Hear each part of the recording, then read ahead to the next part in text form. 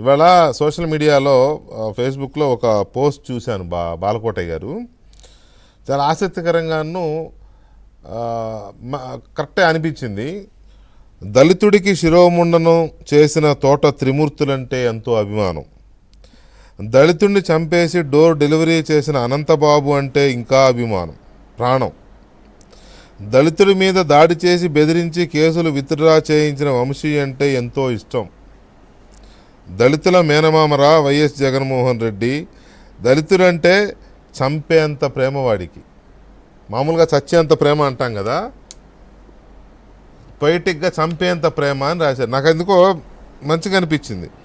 ఎందుకంటే వీళ్ళ ఇంకా చాలా ఉన్నాయి లిస్టు. ఆ పోస్ట్ పెట్టిన మిత్రుడు 3 పెట్టాడు, కానీ మిమ్మల్ని వదిలితే ఇప్పుడు ఒక అరగంట చదువుతారు ఆ లిస్టు. కానీ చెప్తున్నా, చచ్చేంత ప్రేమ కాదు దళితుల కోసం, చంపేంత ప్రేమ. అందుకే దళితుల్ని వేధించే వాళ్ళని, దళితుల్ని చంపే వాళ్ళని ఈ రకంగా వెనకేసుకొస్తాడు ఈ మానవుడు, ఈ మహానాయకుడు అనేది పెట్టిన మిత్రుడి యొక్క కవి హృదయం. ఇక వేసుకోండి. ధన్యవాదాలు. నమస్కారం. పెద్దల గఫూర్ గారికి అలాగే పట్టాభి గారికి కూడా నమస్కారాలు. చాలా చక్కని మాట చెప్పారు వెంకటకృష్ణ గారు. గత 5 ఏళ్ళు ఇప్పుడు జగన్మోహన్ రెడ్డి గారి మాటల్లో కూడా భూమి సూర్యుని చుట్టూ తిరుగుతున్నట్టు మళ్ళీ ఆంధ్రప్రదేశ్ రాజకీయాలు దళితుల చుట్టే తిరుగుతున్నాయి. అవును, ఆయనే చెప్పాడు.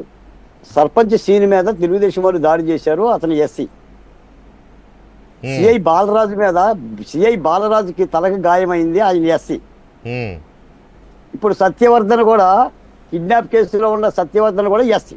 అవును, అంటే 3 ఎస్సీలు. అంటే మీకు ఒక మాట చెప్పాలి, ఈ మిథ్యావాదం అని ఒక మిథ్యావాదం కథ ఒకటి ఉంది. శంకరాచార్యులు గారు చెప్తారు, అంటే జగం మిథ్య, పలాయన మిథ్య. మీరు చూసేది మిథ్య, మీకు కనిపించేది మిథ్య. మీరు అనుకుంటుంది మిథ్య, నేను అనుకుంటుంది మిథ్య అని చెప్తాడు ఆయన.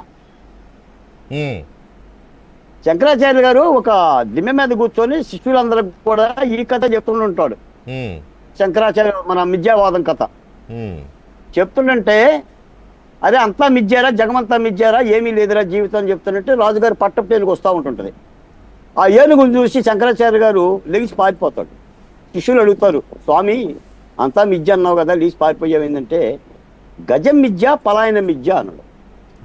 ఇప్పుడు గన్నవరంలో గజం రావటం మిథ్య, మీరు నేను పారిపోయానని అనుకోవటము మిథ్య. ఇప్పుడు గన్నవరం తెలుగుదేశం పార్టీ కార్యాలయం తగలబడింది అనుకోవటం మిథ్య. అక్కడ 5 కార్లు తగలబెట్టడం అనేది మిథ్య. ఈ సత్యవర్ధన్ని కిడ్నాప్ చేయటం మిథ్య. అన్ని మిథ్యే. వంశీ జైల్లో ఉన్నాడనుకోవడం కూడా మిథ్యే. అది కూడా మిథ్యే అనుకో. జగన్మోహన్ రెడ్డి వాళ్ళు వెళ్ళి పలకరించాడు అనేది కూడా మిథ్యే. ఇందాక పట్టాభి వివేకానంద రెడ్డి గారు చనిపోయాడు అనేది కూడా మిథ్యే. అప్పుడు ఇక ఆ మిథ్యావాదమే చెప్తున్నాడు. ఆయన ఏమంటాడంటే, 12వ తారీఖున ఎఫ్ఐఆర్ చేశారు, 13వ తారీఖున వల్లభనేని వంశీని అరెస్ట్ చేశారు. అరెస్ట్ చేసిన తర్వాత సత్యవర్ధన్ దగ్గర స్టేట్మెంట్ తీసుకున్నారు అన్నాడు. ఇప్పుడు పట్టాభి గారు ఏమన్నారంటే, 11వ తారీఖున సత్యవర్ధను వంశీ కస్టడీలో లిఫ్ట్లో ఉన్నాడు అన్నాడు. అంటే సత్యవర్ధన్ అక్కడ ఉండగా ఫిర్యాదు ఎట్టేస్తాడు అనే ఆలోచన పట్టాభి గారు? అంతే కదా మీ ఆలోచన, మీ క్వశ్చన్? కాదు. ఇప్పుడు జగన్మోహన్ రెడ్డి చాలా అమాయకంగా, అసలు వంశీకి ఏ పాపం తెలియదు, అసలు సత్యవర్ధన్కి వంశీకి ఏం సంబంధం లేదు, సత్యవర్ధన్ తానంతట తానే అన్ని చేశాడు అని మీడియాలో చెప్పాడు. అది పచ్చి అబద్ధం. పట్టాభి గారు, జగన్ అనే మాట 12వ తారీఖున ఎఫ్ఐఆర్ కట్టారు, 13వ తారీఖున అరెస్ట్ చేశారు.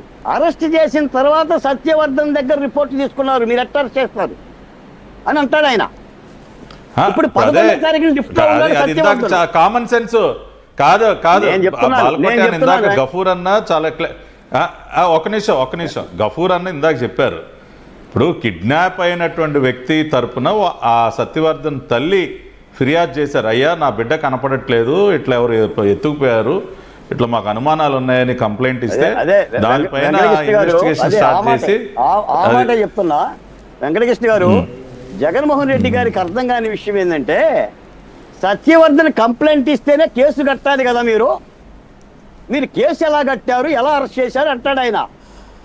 ఇప్పుడు ఒకరిని కిడ్నాప్ చేస్తే ఏ బాధితుడైనా కంప్లైంట్ ఇవ్వచ్చు చట్టంలో. ఒక మనిషిని చంపేస్తే చచ్చిపోయిన శవం లేచి వచ్చేసి కంప్లైంట్ ఇవ్వదు. వాడు కుటుంబ